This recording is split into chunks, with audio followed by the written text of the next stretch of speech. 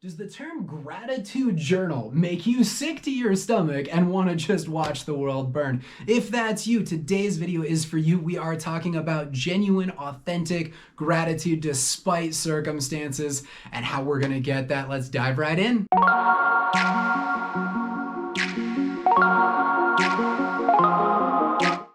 Welcome back, everybody. My name is AP Raleigh, author of Abide, and I make Christian content to help you grow in your spiritual walk with Christ.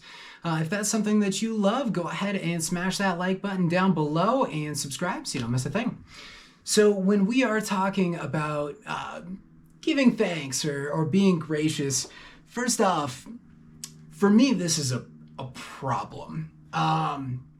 Makes me really angry. It's one of the few things that elicits this internal frustration, and it's amazing that there are very few things that are capable of frustrating me to the level of when somebody says, well, what do you have to be thankful for? Because 9 out of 10 times it's just a terrible cliche. And 9 out of 10 times in my life, I haven't had anything on that list. Usually I'm so focused on the issue at hand or what I'm going through, I don't have anything to be thankful for. I'm sorry. And so that's when we end up, at times just lying. I can say, oh yeah, I'm so thankful for this stand thing, that's sitting here that didn't cost that much, wouldn't require me to have a relationship with God to purchase. Honestly, it's just here. Yeah, that's a great thing in my life. Or better yet, I woke up this morning. When I hear that as a response, it reminds me a lot of when I've said that, I don't know how many times, and it was a lie. Because waking up in the morning, that was another thing on my to-do list. That wasn't good. That wasn't something I looked forward to. It's not something I'm thankful for. Frankly, most of the time I was frustrated. Because yay, another day on planet Earth where I'm stuck in the middle of this situation that I cannot get out of, I cannot overcome, and I can't figure it out. Why would I be grateful that I woke up this morning?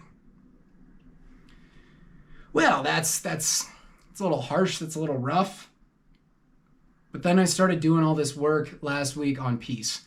And this kind of blew my mind, and it's still going, and I can't stop. If you missed that, by the way, it's up top here. Check it out. It was awesome. But the peace formula, in short, was you get peace through thanksgiving and prayer, and not just any normal prayer, but inviting God into the scenario, having him sit with you in the junk and deal with it with you. And that's a little different than just, oh yeah, God, what's going on? I'm here, and I would really like it if you could give me $20 for lunch. That's not what we're talking about. We're talking about God being present in the scenario, in the situation with you. And what ends up happening because I went to the Bible to try and figure out, okay, there's this Thanksgiving element, and I want to have this peace because that peace is enoughness. It's having enough to make it through the scenario. And I have always had this incredible prayer journey with God. I realized a long time ago, first off, he's really strong, and that's kind of helpful to have on your team. Moreover, he also knows everything that's happened, so hiding anything from him is only a detriment to me, because he already knows what's going on. So there's no use in lying to him. That's also why I hate the whole gratitude mantra, because if I don't have anything grateful to God, why would I lie to him? He knows that I'm ungrateful, that I'm struggling so hard with a terrible circumstance that I just can't. I just can't. So what does it look like? I need an example, because the cliche stuff is not okay with me. For some people, that's awesome if that helps you. I truly don't stop. But when you're going through some severe trauma, or somebody else is, and I'm sure you've at least, even if that's something that you do, had that moment in your life where there's nothing good. When we get there, that's the point when we need the peace of God so much more. That's the point when we need that enoughness. That's the point when we need it.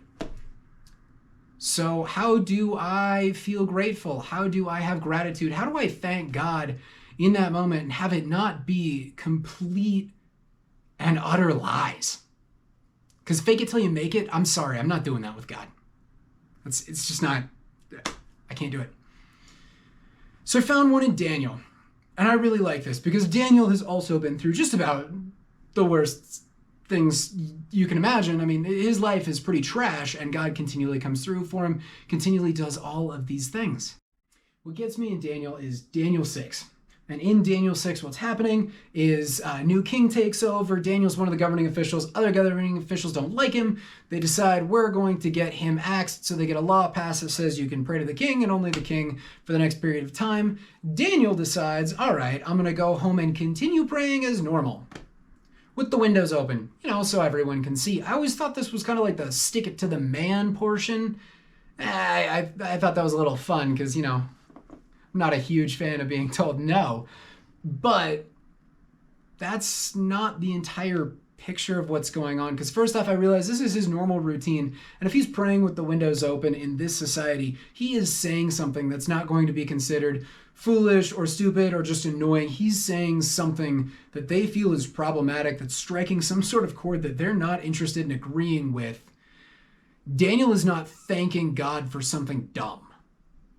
He's putting some reality out there, and even better, he is following the peace narrative, this enoughness narrative that we found in Philippians 4. Because when he starts praying, he's thanking God, and when they come and find him, he's asking God for help. He's literally doing the exact thing, the formula to get this enoughness, to get this peace of God. And of course, we all know how this story plays out. He gets thrown in the lion's den. Lions are like, yeah, we're cool with you. And he's good to go. That's kind of incredible, but I want to know, by doing this, there was no pardoning, there was no legal jujitsu Daniel could do to get out of this whole shebang. Why in the world is he willing to do that? What is he thanking God for when he knows he's going to die? Because I'm sorry, I'm not going to die to thank God for, a $20 stand. That's not going to happen. That's not going to be enough for me. I want to know what's good enough and what's going to provide enough trust to get Daniel to do this. And what this brings me back to is, what the heck does this word mean? Well, almost all the cases where they're talking about being thankful to God, it's usually in measure of his grace. It's talking about being thankful for God's grace. And for me in my life, the one verse that's always stuck out is this one way back when David's fighting Goliath, and they're kind of talking about him freaking out about the whole thing. And he says, no, because your servant has fought lions and bears, I believe it was. And, I've come out unscathed, and Goliath's going to be just like them. He's going to fall just like them. And all I can think is, yeah, that's exactly how it goes. Because when I've been trying to thank God, when this hit me during this whole peace narrative, I'm going back, and instead of trying to come up with things around me that I'm, happy about, which, yeah, there can be, and that's not all bad.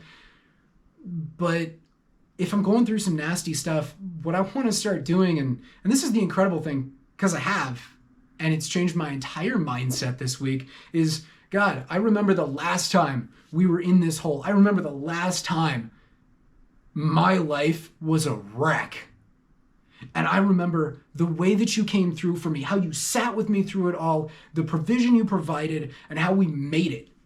And this is not going to be any different.